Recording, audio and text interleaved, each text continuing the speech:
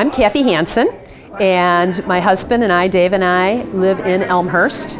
We have 3 children. Matthew is our oldest. He's 25. His disability is both similar to cerebral palsy, so he has an inability to use his body in a real functional way, but he also has almost sort of autistic tendencies in that he has difficulty connecting with the world.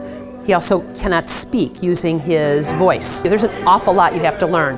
Matthew wears a TLSO, a thoracic lumbar sacral orthotic. It's molded to his body. It has to fit perfectly. He wears AFOs, ankle foot orthotics. He wears assistive devices on his arms.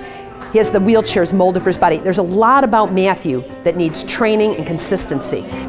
As a mother, you think, how can anybody else care for him? How can anybody else know what I know or do what I do? Nobody. Nobody will ever love Matthew more than I do. But there are people who can care for him more consistently and maybe offer him more opportunity. All right. Yes. High five. So we're going to do the milk chocolate. Consistency of LaTanya's care has been key. On top of which, LaTanya is just gifted. Okay, buddy. Okay, so we're gonna change you real quick. It shouldn't be too much a piece of cake. We do this routinely, right, Nancy? Yes? Yes. I know you don't like this. I need to cut your nails too. So they're getting a little sharp, too sharp for me.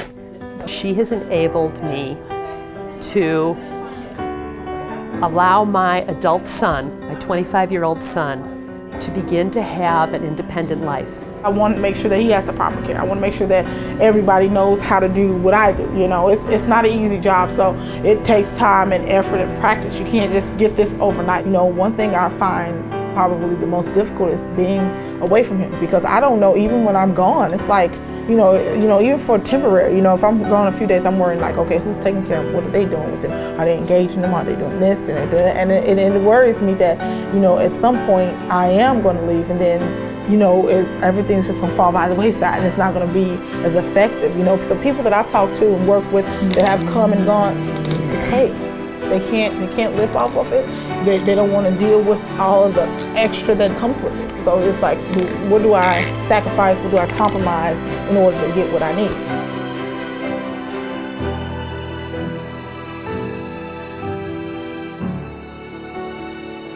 There's no way to put a number to the people who care for my son and individuals like him. But I can tell you this, caregivers in this state, those people who make these opportunities possible, they deserve to make a wage that is a living wage, so that they can not only continue this such valuable work that they do, but that they can also have a family life of their own, that they can provide for their families. They deserve so much more.